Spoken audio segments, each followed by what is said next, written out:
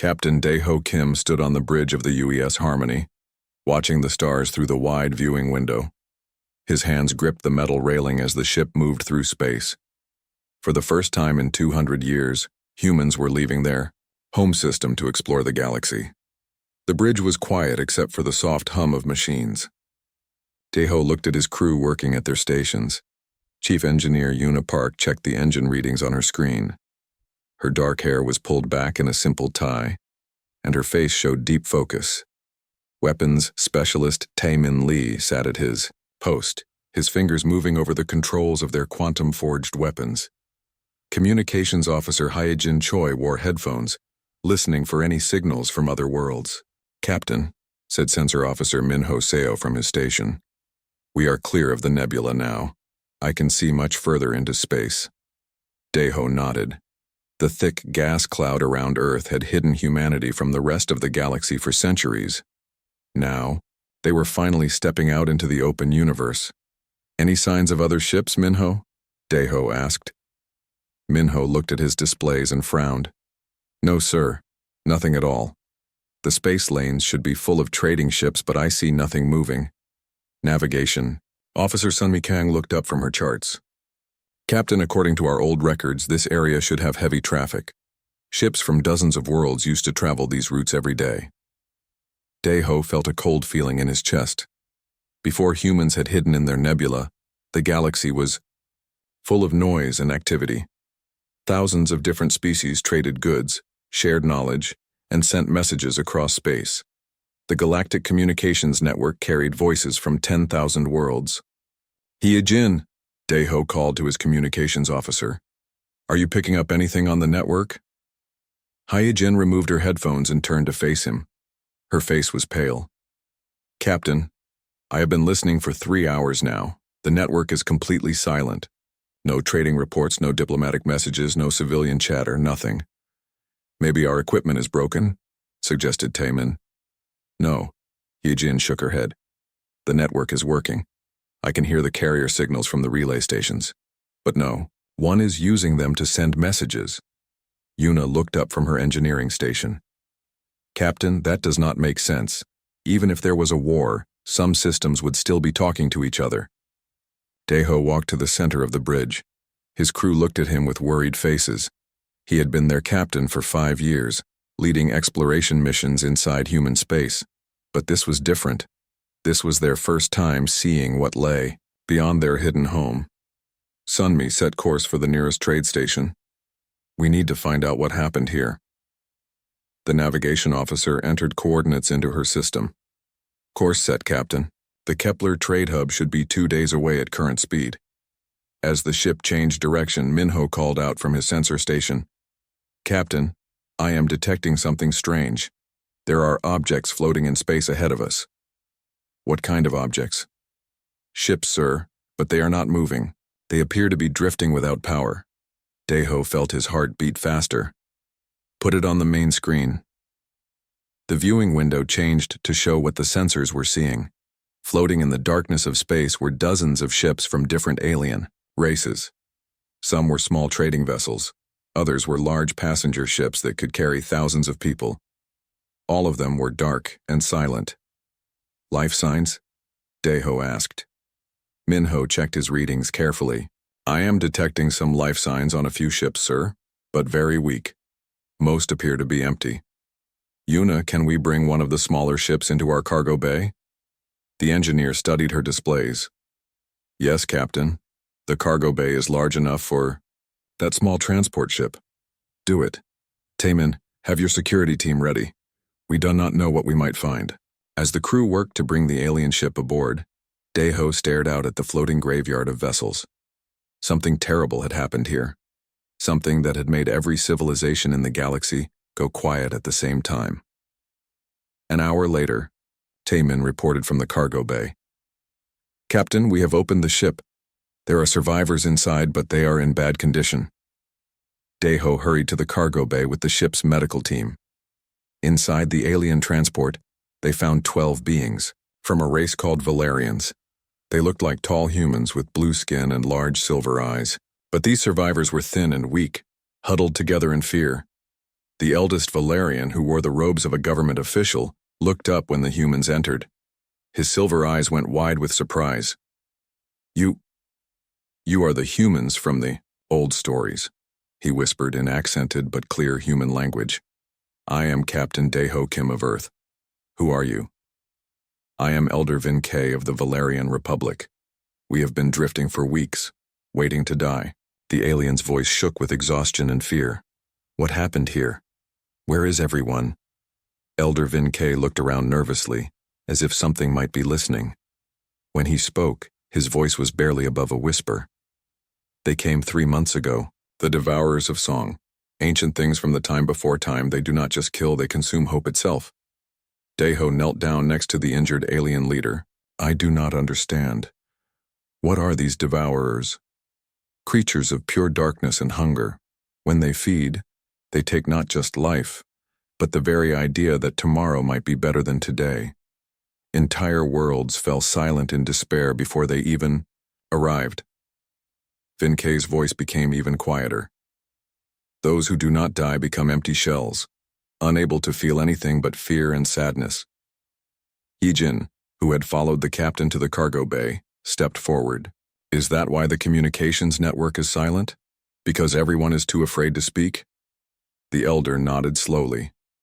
Most civilizations destroyed their own transmitters rather than risk drawing the devourers to them. Others simply lost the will to reach out to anyone else. As they talked, Taemin kept his hand near his quantum-forged blade. The weapon hung at his side, a beautiful piece of human engineering that could cut through almost anything. But as Elder Vin K finished speaking, something strange happened. The blade began to make a soft musical sound. It was quiet, like a distant wind chime, but it was definitely there. Taemin looked down at his weapon in confusion. All 12 of the Valerian survivors suddenly looked at the human security officer. Their silver eyes grew wide, but this time, not with fear. For the first time since the humans had found them, the aliens looked hopeful. Elder Vin K struggled to sit up straighter. The singing blade, he whispered in amazement. The old stories were true. The humans have returned and they carry the weapons of harmony. Daeho looked at his weapons officer. The blade was still humming softly, and the sound seemed to grow, a little stronger each moment. Around them, the Valerian survivors were sitting up, their faces showing the first signs of strength they had probably felt in months. What does this mean? Daeho asked the elder. But before Vin K could answer, alarms began sounding throughout the ship. Minho's voice came over the communication system, tight with fear. Captain, you need to get to the bridge right now. Something is coming through hyperspace.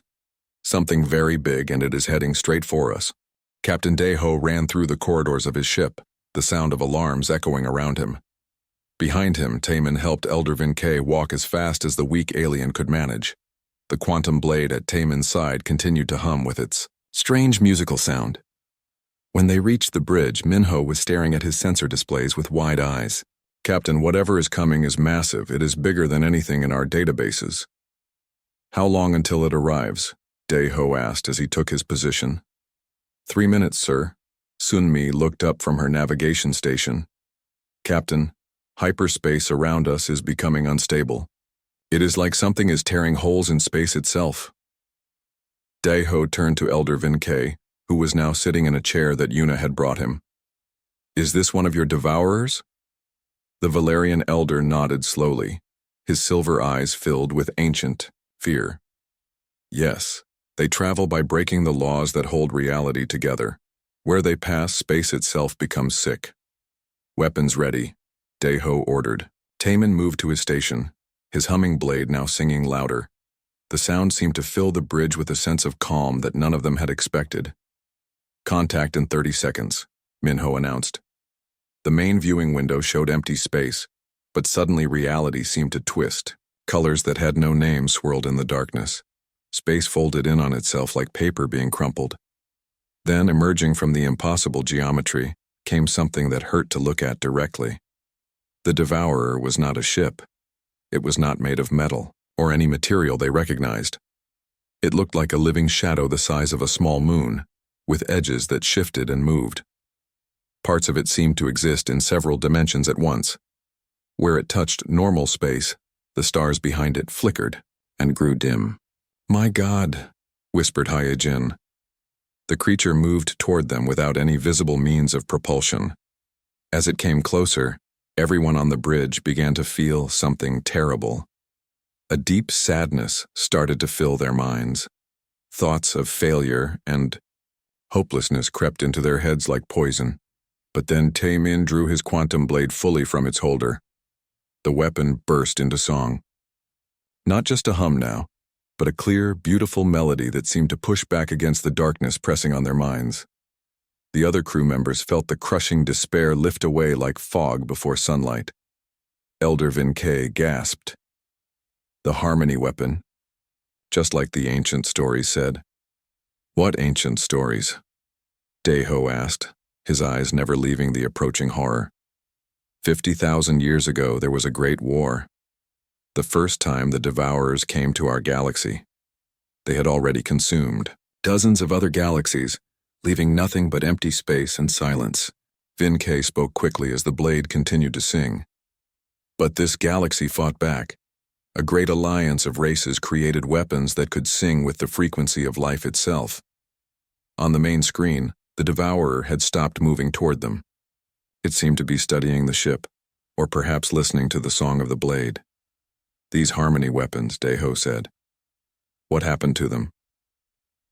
"The Alliance won the war, but at great cost. Most of the weapons were destroyed in the final battle. The few that remained were hidden away on special worlds called Forge Worlds. The knowledge of how to make them was lost over time." Yuna looked up from her engineering station. "Captain, I am analyzing the frequency of Taemin's blade. It is almost identical to the quantum resonance patterns we use in all our technology." Dr. Sang-wook Jang, the ship's expert on alien history and archaeology, had been studying the data on his portable computer. He looked up with excitement. "Captain, I think I understand. When humanity developed quantum forging technology, we accidentally recreated the same principles used to make the ancient harmony weapons." "You mean our weapons can fight these things?" Taemin asked, still holding his singing blade. "More than that," said Dr. Yang. "According to these records from Elder Vinkei's people, there were 3 forge worlds where the weapons were made. 2 have gone silent in the past month, but the third, called Resonance Prime, is still sending out a signal. The Devourer on..." The screen suddenly moved again, but not toward them. It was retreating. The twisted space around it began to smooth out as the creature pulled back into hyperspace. In moments, it was gone, leaving only the normal darkness of space. "It ran away," Minho said in amazement. "The song of the blade hurt it somehow," Elder Vinkei explained. "The Devourers feed on despair and hopelessness. The harmony weapons sing with the opposite of those things. They sing with hope, courage, and the will to keep fighting." Daeho looked at his weapons officer. Taemin was staring at his blade with new understanding. The weapon had stopped its loud singing, but it still hummed quietly, as if it was content. "Taemin, how do you feel?" the captain asked. "Strange, sir. When I hold the blade, I can sense the emotions of everyone around me. But more than that, I can feel their hope, their determination to survive." Taemin looked around at his crewmates. "It is like the weapon makes me stronger by connecting me to all of you." Hyejin had been working at her communication station while the others talked. "Captain, I am picking up faint signals from other ships. Word is spreading through the refugee networks. They are saying that humans have returned with the singing blades." "How many refugees are there?" Daeho asked. "Thousands of ships scattered across this sector. Maybe tens of thousands. All hiding, afraid to use their engines or transmitters because it might draw the Devourers." Elder Vinkei struggled to stand. "Captain, if your people truly carry weapons like this, then there is hope for the galaxy. But you must reach Resonance Prime before the Devourers find it. The knowledge stored there is the only way to create more harmony weapons." Sunmi entered coordinates into her navigation system. According to the star charts, Resonance Prime is in the outer spiral, about 2 weeks' travel from here. "But Captain," Minho interrupted, "I am detecting quantum disturbances in that direction. Lots of them. If we head toward Resonance Prime, We will have to pass through areas where multiple devourers are active. Daho considered their options. They could return to Earth and report what they had found. The human government would want to know about the threat facing the galaxy. But by then, Resonance Prime might be destroyed, and the knowledge of making Harmony weapons would be lost forever. We continue to Resonance Prime, he decided. But first, we help the refugees in this area. If our weapons can drive off the devourers, we have a responsibility to use them. Over the next several days, the UES Harmony moved from one group of hiding refugees to another. Each time they encountered a devourer, Timon would draw his blade and let it sing. The creatures would retreat, unable to bear the sound of pure harmony. Word spread quickly through the hidden communication networks. Ships that had been drifting powerless for weeks suddenly came back to life. Crews that had given up hope began to believe in tomorrow again. But Daho noticed something troubling. Each time they fought a devourer, more of the creatures seemed to appear in nearby sectors. It was as if their presence was drawing the attention of the enemy. Dr. Zhang confirmed his fears after studying the pattern of attacks. "Captain, I believe the devourers are hunting us specifically. They have learned that we possess harmony weapons, and they see us as a threat." On the 7th day, as they prepared to leave the refugee sector and continue toward Resonance Prime, Hyejin received a priority message from Earth. Her face went pale as she read it. "Captain, long-range sensors at Earth have detected massive reality distortions entering our home system. The devourers have found humanity." Taman gripped his blade tighter, and its humming grew louder. "What are our orders, sir?" Daho looked around at his crew. They had signed up to explore the galaxy and make contact with alien civilizations. None of them had expected to become the galaxy's last hope against ancient cosmic horrors. "We split. The mission," he decided. "Half of us continue to Resonance Prime to learn how to make more weapons. The other half returns to Earth to help in the defense." As the crew prepared to divide, Elder Vin K approached the captain one final time. "Captain Kim, there is something else you should know about the devourers. They are not just destroying civilizations. They are learning from each battle. The creature that fled from your blade will share that knowledge with others. Next time, they will be ready for the Song of Harmony." Daho nodded grimly. The race was on. Could humanity learn to forge enough harmony weapons before the devourers learned how to silence their song forever? The UES Harmony split its crew at a hidden asteroid base that the refugees had been using. Captain Daho would continue toward Resonance Prime with half his people. Taman would lead the other half back to Earth in a smaller ship called the Song of Hope. As the two groups prepared to separate, Dr. Zhang made a discovery that changed everything. He had been studying the quantum patterns in Taman's blade and comparing them to the alien historical records. "Captain," he said excitedly, "I think I know why our weapons work against the devourers. It is not just about the quantum frequency, it is about human emotions." Daho looked up from the supply lists he was checking. "What do you mean?" "Humans evolved on a world where music and mathematics are connected in our brains. When we feel strong emotions, our thoughts naturally fall into harmonic patterns. The quantum blades amplify these patterns and turn them into a frequency that the devourers cannot tolerate." Yuna, who was staying with Daho's group, nodded in understanding. "So the weapons do not just cut through matter, they cut through despair itself." "Exactly, and that means every human can potentially use these weapons, not just trained soldiers." This news spread quickly among the refugee ships. For the first time in months, alien crews that had given up hope began to believe they might survive. Some even volunteered to help the humans reach Resonance Prime, despite the danger. Taman's group left first, racing back toward Earth with their small ship pushed to maximum speed.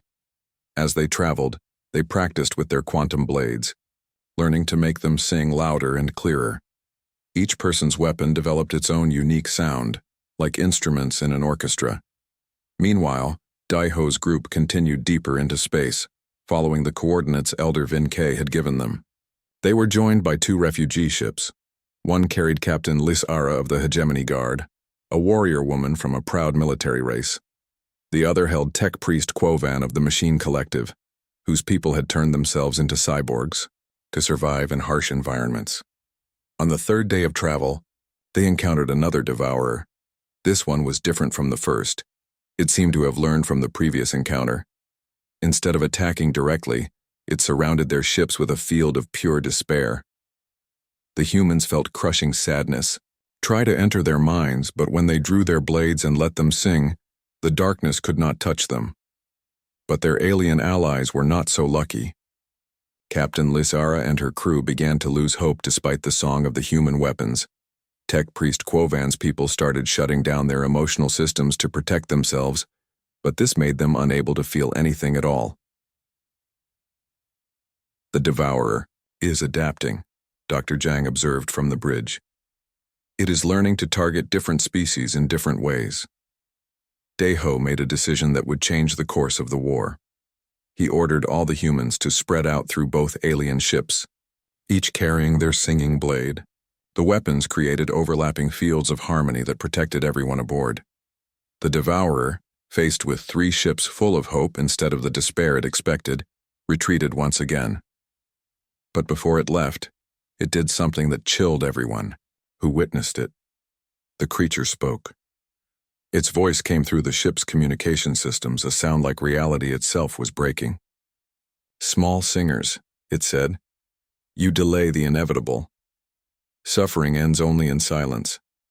We bring mercy to those who hurt." "We choose to hurt," Daeho replied into his communicator. "We choose to feel pain because it means we are alive. And we choose to hope because tomorrow might be better." The Devourer made a sound that might have been laughter or might have been weeping. Then it vanished into hyperspace, leaving the 3 ships alone among the stars. Captain Lysara came aboard the human ship after the battle. She was a tall woman with 4 arms and golden eyes. Her people were known throughout the galaxy as fierce warriors who never retreated from any fight. "I have never felt fear like that before," she admitted to Daeho. "My people have fought in 1,000 wars, but we have never faced an enemy that attacks our very will to live." "How do you feel now?" Daeho asked. "Strange," she replied. "When your people came aboard my ship with their singing weapons, I felt something I had forgotten. I felt hope. Not just hope that we would win this battle, but hope that there was something worth fighting for." Tech Priest Quovan had a similar reaction. His mechanical body hummed with new energy as he worked alongside Yuna to understand how the quantum blades functioned. "My people removed most of our emotions long ago," he explained through his artificial voice box. "We thought feelings made us weak, but now I see that emotions can be a source of strength. The song of your weapons does not just drive away the devourers. It reminds us why life is worth living." As they continued toward Resonance Prime, news reached them from across the galaxy.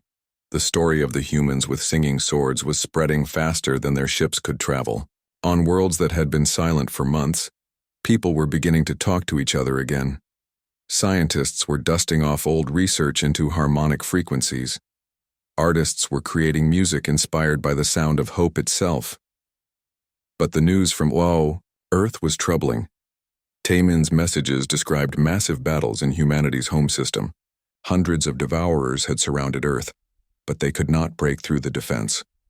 Every human man, woman, and child had been given a basic quantum blade. The entire planet sang with one voice, creating a barrier that the creatures of despair could not cross. 20 billion humans, Taemin reported, all singing the same song of defiance. The devourers are learning that we are not like other species. We do not give up, even when defeat seems certain. Dr. Zhang was studying the quantum readings from Earth when he made another breakthrough. "Captain, the defense of Earth is not just protecting our homeworld. It is sending harmonic waves throughout this entire region of space. Every system within 50 light-years is being strengthened by the song coming from Earth." Hyejin, who had stayed with Daeho's group, was monitoring communications from across the galaxy.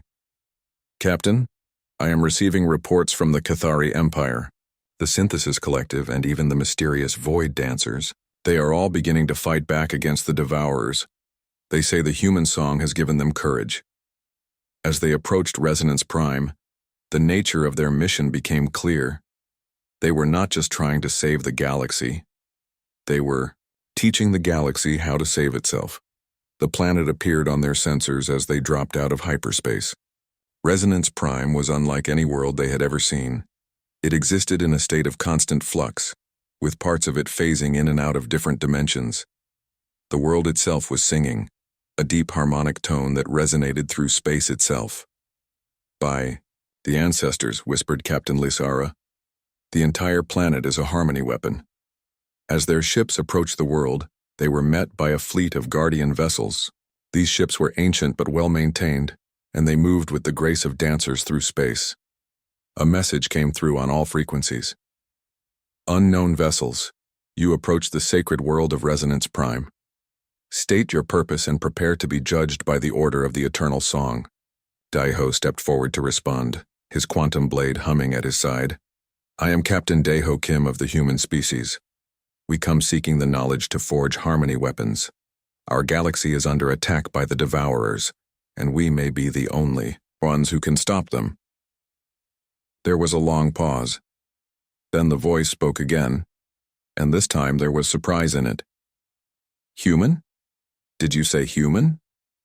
We have been waiting for you to return for 50,000 years." The Guardian ships led them through a maze of energy fields that surrounded Resonance Prime. As they flew closer to the planet, Daiho could see that the world was constantly changing. Mountains shifted like waves, oceans flowed upward into the sky, and the very air sparkled with musical notes that had become visible. "Captain," Yuna said from her station, "the quantum readings from this planet are incredible. It is like the entire world is one massive instrument, playing a song that keeps reality stable." Their ships landed at a spaceport that seemed to be made of crystallized music. The landing pads rang like bells when their ships touched down. Waiting for them was a group of figures in flowing robes that shimmered with harmonic patterns. The leader of this group stepped forward and removed his hood. Daiho gasped in surprise. The man looked human with dark hair and familiar features, but his eyes held the wisdom of countless years. "Welcome home," the man said in perfect human language. "I am Master Heiwan Shin of the Order of the Eternal Song. I am the descendant of humans who came here long ago to guard this world." "Humans were here before?" Dr. Zhang asked in amazement. "Your people were part of the original alliance that fought the Devourers 50,000 years ago, Master," Heiwan explained as he led them through gardens where the flowers sang in harmony. "When the war ended, some humans chose to stay and protect the knowledge of the harmony weapons. We have been waiting for the day when Earth would need this knowledge again." They walked through a city that defied all logic. Buildings grew like trees, roads flowed like rivers, and the people they passed seemed to be part of the music itself. Every step created a note. Every word added to the endless song that kept the planet alive. "The Devourers have returned in greater numbers than before," Captain Lysara observed. "Can this world defend itself?" Master Heiwan nodded toward the sky, where they could see aurora-like lights dancing between the clouds. "Resonance Prime exists partially outside normal space. The Devourers cannot fully enter our dimension while the planetary song continues, but we know they are gathering their strength. They will find a way to attack us eventually." In the center of the city stood a massive structure that looked like a cathedral made of pure sound. Inside, Master Heiwan showed them the Forge of Harmonies where new harmony weapons could be created. "Each weapon must be tuned to the person who will use it," he explained. "The quantum patterns must match not just your physical energy, but your emotional resonance as well." Taemin, who had somehow managed to join them despite being assigned to Earth's defense, stepped forward. His original blade sang softly at his side.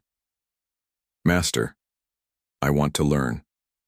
Not just for myself, but so I can teach others when we return home." "You will learn," Master Heiwan smiled. "But first you must understand the true nature of what we fight." He led them to a chamber deep beneath the cathedral. The walls were covered with ancient writing and star charts that showed the history of the galaxy.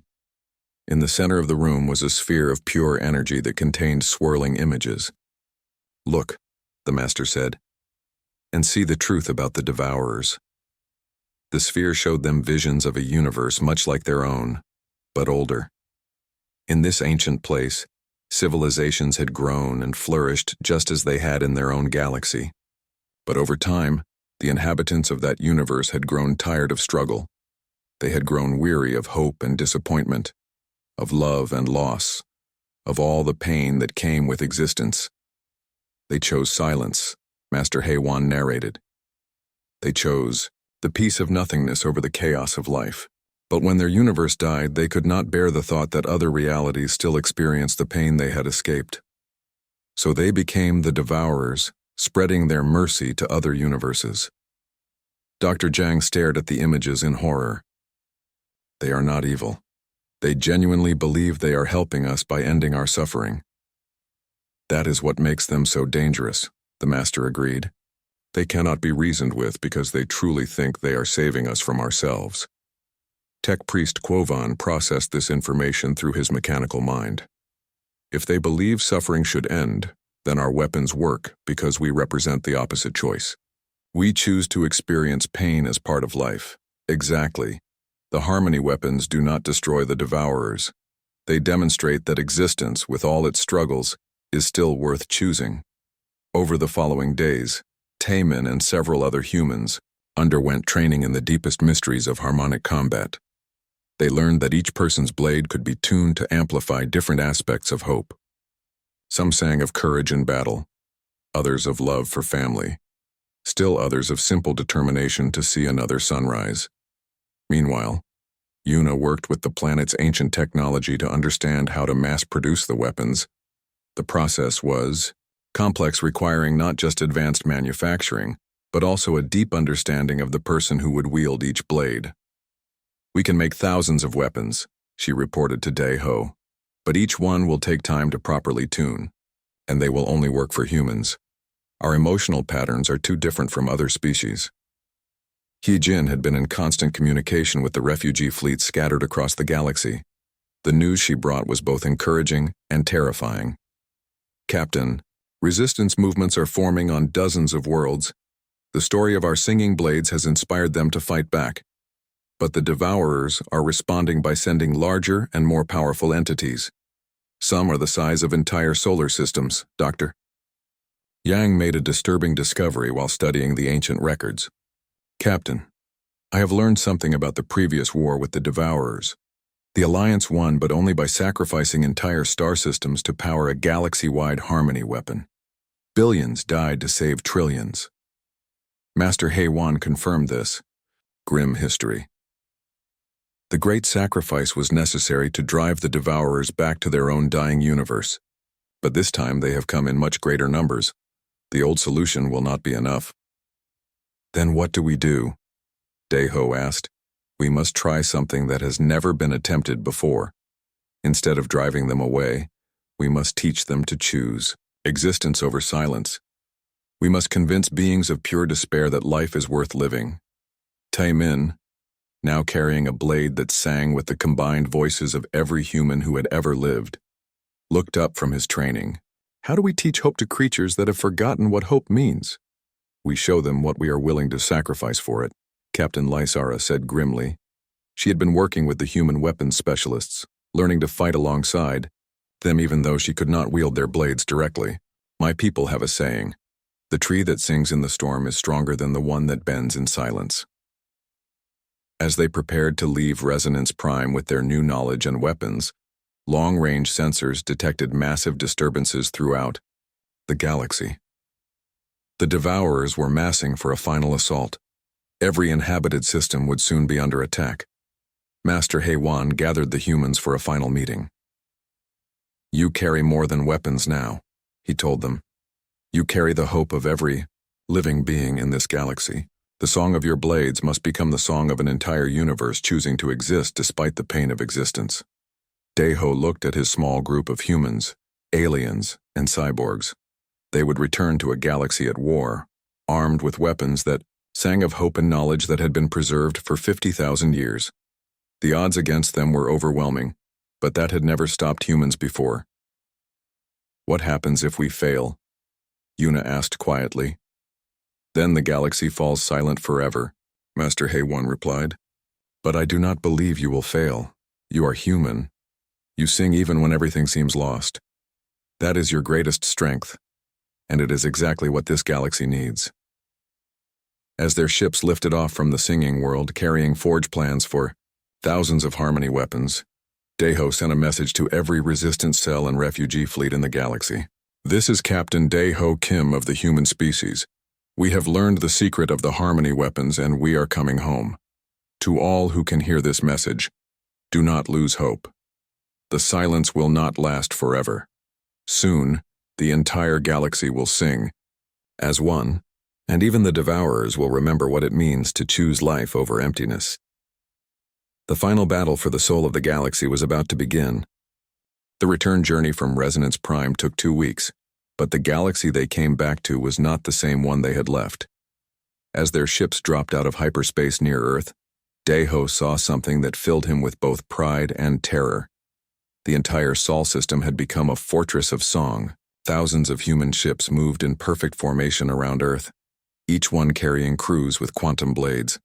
The weapons created a network of harmony that extended from Mercury to Pluto, making the whole system ring like a vast bell. Captain, Hyojin reported from her communication station. I am receiving messages from across the galaxy. The resistance has spread to over 3,000 systems. On the main screen, Earth appeared as a blue jewel surrounded by streams of golden light. The light was the visible manifestation of 20 billion humans all singing in unison, their quantum blades creating a barrier that no devourer had been able to cross. Taemin docked his ship with the UES Harmony, bringing news from the home defense. Captain, you would not believe what has happened here. Every human on Earth has a basic quantum blade now. Children learn to make them sing before they learn to walk. Old people who have not held weapons in decades are standing guard with swords of light. But the news from other parts of the galaxy was mixed. Yuna brought up reports from the refugee networks on her computer. The Cathari Empire has managed to hold 17 of their core worlds by using harmonic amplifiers based on our weapon designs. The Synthesis Collective has programmed their computers to generate mathematical harmonies that confuse the Devourers. Even the Void Dancers have joined the fight, using their reality-shaping powers to strengthen the songs of our blades. Dr. Zhang had been analyzing the tactical situation while they traveled. Captain, the Devourers are learning and adapting faster than before. They have begun combining into larger entities. Some are now the size of small moons and they can partially resist our harmony weapons. Captain Lisara, who had become the unofficial leader of the alien resistance fighters, brought disturbing news. My people have lost 12 worlds in the past week. The Devourers have learned to attack multiple systems at once, spreading our forces too thin. Daeho called a meeting of all the senior officers and resistance leaders. The holographic display in the center of the room showed the current state of the galaxy. Red zones marked areas under Devourer control. Green zones showed systems still holding out. The red was spreading faster than the green. We cannot win this war by fighting them one at a time, he announced. We need a new strategy. Tech Priest Quovan had been working with Yuna to understand the quantum network that connected all the human weapons. Captain, I believe I have a solution. What if we could connect not just all the human blades, but every harmonic device in the galaxy into one massive instrument? Is that possible? Asked Master Heiwan, who had come with them from Resonance Prime to help coordinate the final battle. The quantum entanglement principles are sound, Yuna replied. But it would require perfect timing across thousands of light years. Every person, every weapon, every harmonic generator would have to act in perfect synchronization. Yijin looked up from her calculations. Captain, if we could pull this off, we would create a galaxy-wide harmony field. But the power requirements would be enormous. We might have to sacrifice entire systems to generate enough energy. No, Daeho said firmly. We will not repeat the mistakes of the ancient alliance. There has to be another way. Dr. Zhang had been studying the historical records from Resonance Prime when he made a breakthrough. Captain, what if we do not need to overpower the Devourers? What if we can convince them to stop willingly? Explain. The ancient texts say that the Devourers were once living beings who chose silence over suffering. But choice implies the ability to change one's mind. If we could show them something beautiful enough, Meaningful enough, maybe they would remember why existence is worth the pain. Taemin nodded slowly. When I fought them, I could sense something behind their hunger. It was not evil. It was sadness, so deep that it had become its own kind of suffering. Master Haewon smiled. Now you begin to understand the true purpose of the Harmony weapons. They are not tools of war. They are instruments of communication. Over the next several days, the greatest minds in the galaxy worked together to design what they called the Universal Symphony. Every inhabited world would contribute to a single galaxy-spanning composition. Humans would provide the core melody with their quantum blades. The Cathari would add their war songs of courage. The Synthesis Collective would contribute mathematical harmonies. The Void Dancers would shape reality itself to carry the music. But the Devourers were not waiting for the galaxy to organize its defense. Reports came in of massive attacks on key systems. The enemy seemed to understand what the Allies were planning and was trying to disrupt the network before it could be completed. They are targeting the communication relays, Captain Lysara reported. If they can prevent coordination between systems, the symphony will fail. The solution came from an unexpected source. Elder Vin K, the Valerian leader they had rescued, at the beginning of their journey, contacted them with an offer. Captain Kim, his voice came through the long-range communicator. My people have been developing quantum entanglement communicators based on your weapon technology. We can create an instantaneous communication network that the Devourers cannot disrupt. Within hours, Valerian ships were jumping into systems across the galaxy, installing quantum communicators that would allow perfect coordination of the Universal Symphony. But each installation was dangerous work, often performed while Devourers attacked the system. Taemin led teams of human weapon specialists to protect the Valerian technicians.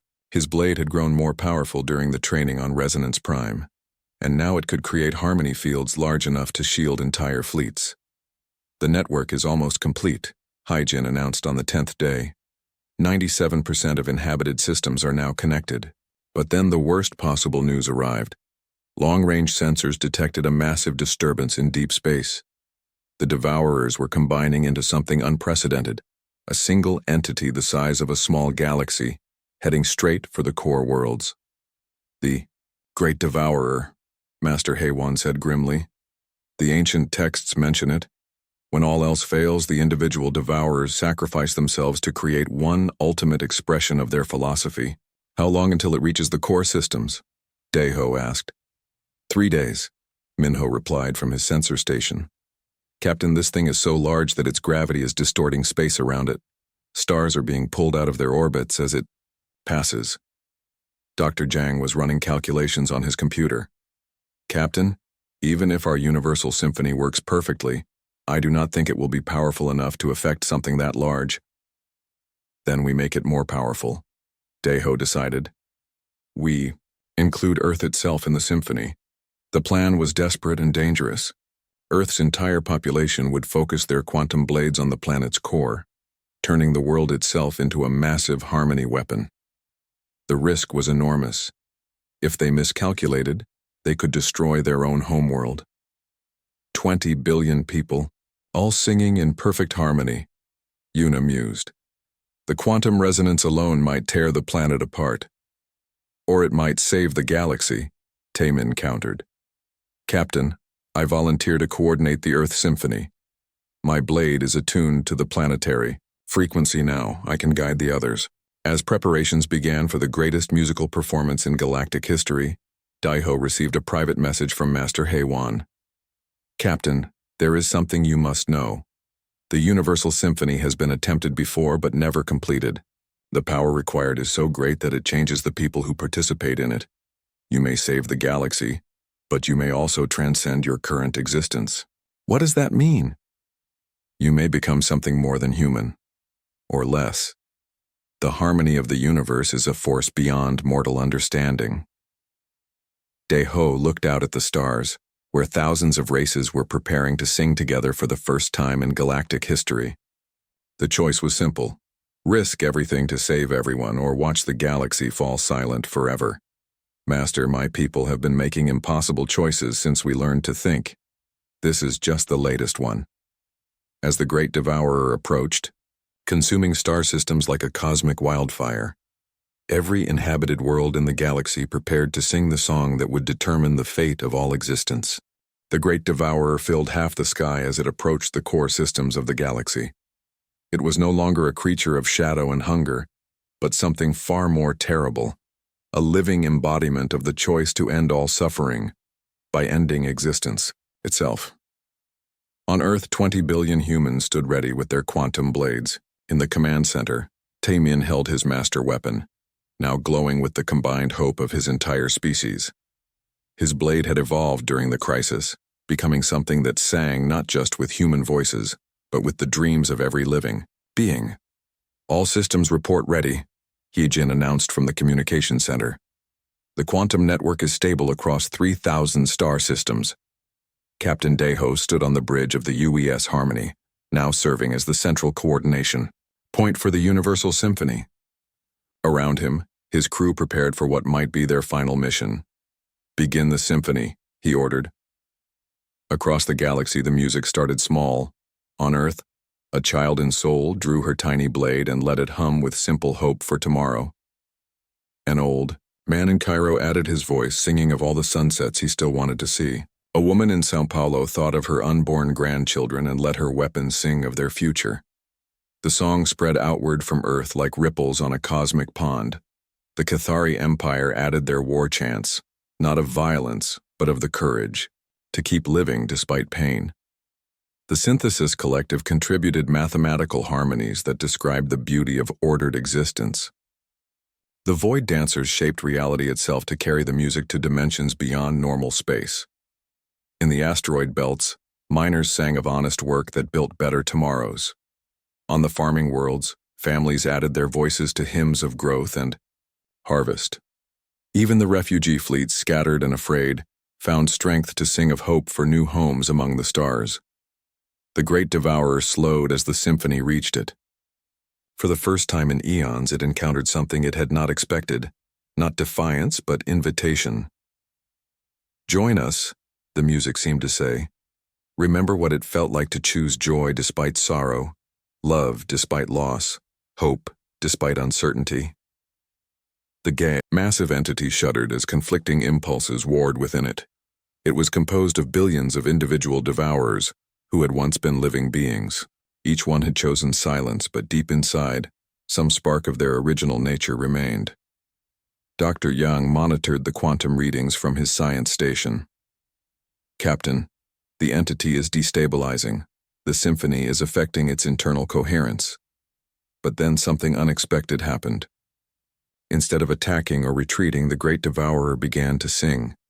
Its voice was the sound of stars being born and dying, of civilizations rising and falling, of every pain and joy that had ever existed. It was a song of infinite sadness, but also of infinite beauty. "It remembers," Master Haewon whispered in amazement. "It remembers what it chose to forget." The two songs, the Galaxy's Symphony of Hope and the Devourer's Lament of Loss, began to harmonize. The combination created something neither could achieve alone. A perfect balance between joy and sorrow, between the pain of existence and the beauty that made that pain worthwhile. Taemin felt the harmony flow through his master blade and into every quantum weapon in the galaxy. The sensation was overwhelming. The combined emotions of trillions of beings, all choosing to live despite the certainty of eventual death. "Captain," Yuna called from her station, "the quantum resonance is off the charts. The symphony is creating permanent changes in the fabric of spacetime itself." Across the galaxy, something miraculous was happening. Worlds that had been consumed by smaller devourers were healing. Stars that had been drained of their light began to shine again. The wounds in spacetime were closing, sealed by harmonies that declared existence itself to be worth protecting. The great devourer began to change. Its massive form, which had been a writhing mass of dark energy, started to take on new shapes. Parts of it became streams of light that flowed among the stars. Other parts condensed into new worlds where life could flourish. "It is not dying," Dr. Jang realized. "It is becoming something else. The symphony is not destroying the devourers, it is transforming them." The entity that had once consumed galaxies spoke again, but this time its voice carried wonder instead of despair. We had forgotten, it said, and now its voice sounded like a choir of every being that had ever lived. We had forgotten that the pain of existence is also proof that we exist, that love hurts only because it matters, that hope is precious only because it can be lost. Captain Lisara, tears streaming down her alien face, watched as her homeworld appeared on the screens, restored and blooming with new life. The Devourers are giving back what they took, she said in amazement. More than that, tech priest Quovan observed through his mechanical voice. They are adding to it. Every world is being improved, made more beautiful than it was before. The transformation continued for hours. The great Devourer dissolved into countless streams of creative energy that flowed throughout the galaxy. Where this energy touched, dead worlds came back to life. New stars ignited in regions that had been dark. The communication networks that had been silent for months suddenly burst with the voices of civilizations celebrating their return to existence. But the greatest change was in the people themselves. Every being who had participated in the Universal Symphony found that they could still hear it faintly, in the back of their minds. It was a permanent reminder that they were not alone, that their pain mattered because they mattered, and that, somewhere in the galaxy, others were choosing to hope along with them. On Earth, Taman lowered his master blade, which continued to hum softly with contentment. Around him, 20 billion humans slowly realized that they had not just saved their galaxy, they had fundamentally changed what it meant to exist. Status report, Deho requested, though he could hardly believe they were still alive to give. 1. All systems report safe, Heejin announced, her voice filled with wonder. The Devourer fleets have completely withdrawn, but Captain, they are not gone. They are dancing. On the main screen, they could see the former Devourers moving through space in graceful patterns, creating new star formations and guiding comets to water-barren worlds. They had become gardeners of the galaxy, using their immense power to nurture life instead of ending it. Elder Vinkay's voice came through the communication system from his distant ship. Captain Kim, my sensors show that every species in the galaxy has been changed by the symphony. We can all hear it now, the underlying harmony that connects all living things. Master Haywan smiled as he prepared to return to Resonance Prime. The Universal Symphony will continue playing in the background of reality itself. It will remind future generations that they chose existence over silence, hope over despair. Dr. Zhang was studying the readings from across the galaxy. Captain, the quantum changes are permanent. The fabric of space-time itself now resonates with harmonic frequencies. It will be much harder for entities like the Devourers to exist here, but much easier for life to flourish. Years passed. The galaxy that emerged from the crisis was unlike anything that had existed before. The permanent quantum harmony meant that different species could understand each other more easily. Wars became rare because beings could feel the pain they caused in others. Art and music flourished as every world contributed its unique voice to the ongoing galactic symphony. Captain Deho, now promoted to Admiral and serving as humanity's representative to the new Galactic Harmony Council, stood on the observation deck of his flagship. Through the windows, he could see ships from 100 different species working together to build new worlds in regions that had once been consumed by darkness. Taman had established the Academy of Harmonic Combat on Resonance Prime, training new generations in the use of weapons that sang of hope. But increasingly, the combat part was becoming less important than the harmony part. The quantum blades were now used more often to heal damaged ecosystems and create beautiful music than to fight enemies. Yuna had become the head of the Department of Harmonic Engineering, developing new technologies that blended science with the principles of the Universal Symphony. Her inventions helped terraform dead worlds and create sustainable cities that existed in harmony with their environments. Haiyi Jin served as the Chief Communications Officer for the entire galaxy, maintaining the quantum network that allowed all civilizations to stay in contact. But more importantly, she helped preserve and share the stories of different cultures, ensuring that no voice was lost in the galactic chorus. Captain Lace Ara had returned to her people as a hero, but she spent most of her time teaching young Ketheri that true strength came from protecting life rather than ending it. Her 4 armed warriors now served as guardians of the new colony worlds, helping different species learn to live together. Tech priest Quovan had undergone another transformation, integrating harmonic crystals into his mechanical body, so that he could feel emotions as clearly as any organic being. He led the effort to help his people rediscover the feelings they had given up long ago. On a small space station orbiting the restored world of Kepler Prime, Elder Vinkay had established a school where children from dozens of species learned together. The curriculum included not just mathematics and science, but also music, art, and the philosophy of choosing hope over despair.